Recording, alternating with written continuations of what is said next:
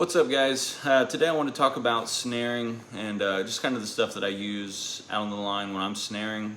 I don't do much snaring. I do the majority footholds, but I have been kind of putting it into practice and trying to get proficient at snaring. I just think it's another little tool in the arsenal that, you know, if it's legal in your state, why not use it? There's been times when I wish I would have had a snare and didn't, and tried to do something with the foothold. And maybe it worked out for me, maybe it didn't, but I think a snare would have been a lot better tool for that particular situation. So, you know, in Ohio, we have to have a cam lock or a breakaway, a deer stop, a relaxing lock. You can't have like, you know, ram powered. You can't have, they can't be like dispatch snares. Or lethal snares. So I just kind of go with the relaxing lock, the cam lock, a breakaway. I don't have a deer stop on mine, but that's what I've been running. That's what I ran last year. Like I said, I kind of been testing them out the past 2 years. Last year I got a little bit more into it, had a little bit of success, but ended up catching more of my mangy coyotes that I didn't keep with snares, and then the other, I think, handful that I caught on snares, they were good quality and good fur, and caught them late in the winter when the snow was on. So one thing with Ohio, it's very dense with population of people, and people typically tend to have pets, and they don't typically abide by the leash laws, especially in rural areas, particularly where I'm at. They'll let their dogs run or their cats run. I don't have issues with catching or snaring cats, but larger to medium-sized dogs I do. And I will say that the majority of the time, if a dog is trained or leash broken, they do very well in a snare. I've never had a snare dispatch a dog, thankfully. I haven't had to go through that, but I have caught a few dogs in snares, and they've all been fine. A little boogered up, but you know, kind of it's the game.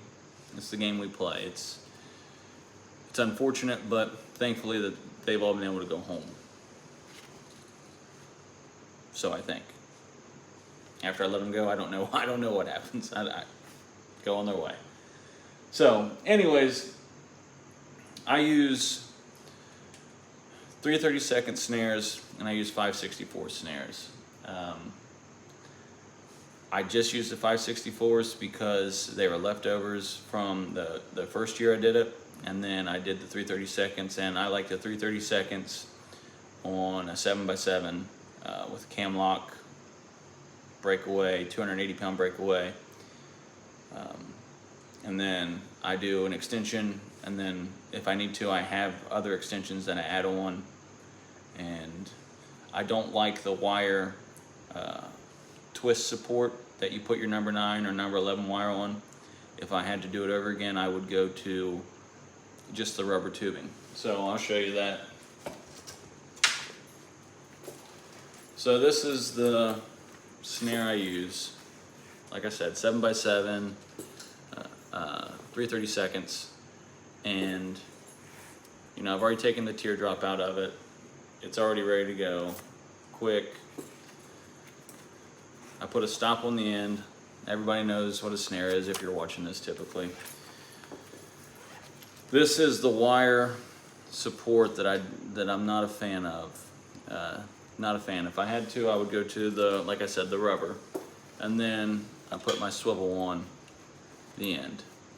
Put 2 washers on so it can swivel freely, don't get bound up, and then I put a small extension on. I think if I can wrap that around a small tree or sapling, set mine. Typically the goal is for them to wrap up, and you know, you set your snare up high so whenever they wrap high, and you get the drift. So I use that. And then I also use, like I said, the 5/64. So this, it's a fast, I mean the cable, it's fast. It's a fast snare. It does well, especially if you're in entanglement. I don't have any issue running these, but I can get 3/30 seconds a lot easier than I can 5/64. But on this one, I just took a annealed nut and put it in. That's the swivel. This is the rubber tubing that I was talking about. You can put your support wire in. And then same for this one. It's been ready to go, set. So, nothing to it. But one thing I did want to show was my driver. The driver that I use all the time. This also works if you're going to put a Berkshire in. So if you're using this to set snares and you're anchoring with some Berkshires because you don't have something to tie off to, this works really well. Really well. And I carry some extra extensions just in case I'm not around something or I want to get it to where they're going to wrap up.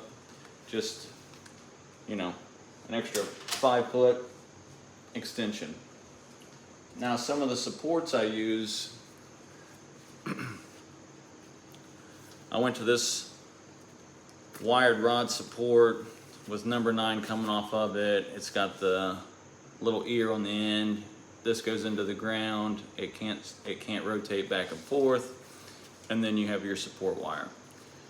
I think that's a phenomenal setup. I really like that. You can do the same with just number 9 wire and you make a W, put it in the ground. It does the same. And then I also made some of these. Now, I watched a video, I believe it was on YouTube. I wanted to try it out. He does it I think he does it a different way than what I did. I just took wire, put it in a vise, hooked up my DeWalt drills, twisted this up until it was real tight, and it's, hard to move. I put this in by the Berkshire anchor. So when I take my driver and I go down, this part's in the ground. So this part's in the ground and it can't rotate. It can't rotate as easily, I guess. It stops it, prevents it from rotating. Then I have another one that I put up here. And so what I do is I just take this, I go over everything right here, slide it down. I get to this second spot. So we're past the first, onto the second. You got your loop through, okay? And then you just go through this hole, like you're threading a needle.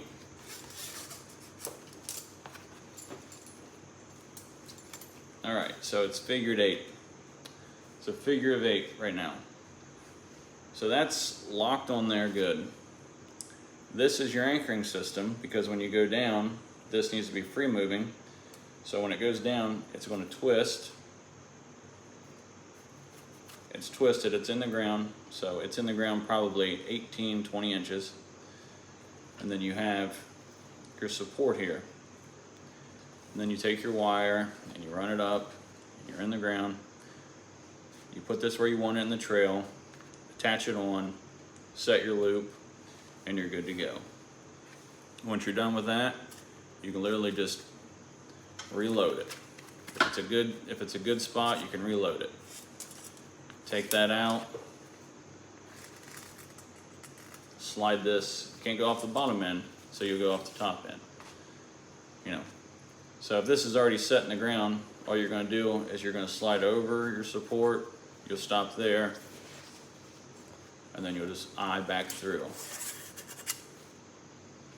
And you just keep setting them up until you think it's going dead, or forever, however long you want to set it. If you want to leave it set all season, as long as you check it on a 24-hour check, more power to you. Another thing I wanted to point out with this extension, say this is your sapling and what you're tying off to. So you're, going around, putting your extension on, or however you're setting it up. And you want to be, say, a little ways out in the trail because this is the only good sapling that you can anchor to. You can do the same thing with your snare.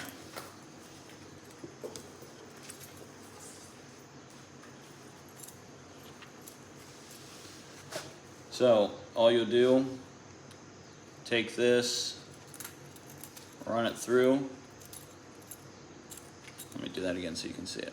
Take this, take your end, terminal end, run it through, pull that through just like you're threading a needle. And then you've got a figure of 8, okay? Now what this does is also gives you a little versatility. So say you want to move back on the trail, you want to move up on the trail after you make a catch, or there's another trail on the other side that you might be able to set. All you do is once you make a catch, this snare is ruined, or maybe you get another use out of it. All you gotta do is pop it off this, pull that out,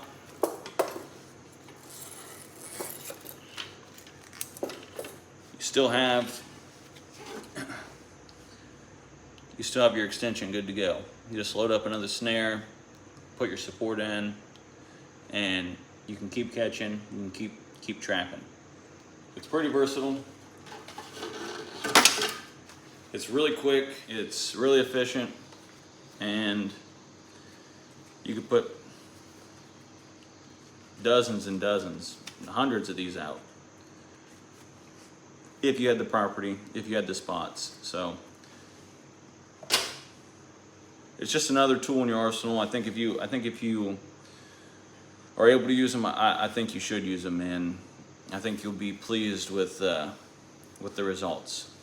I know I was, but when the time's right, I think, why be dumb and not throw a snare in when I can, because I'm trying to foot trap.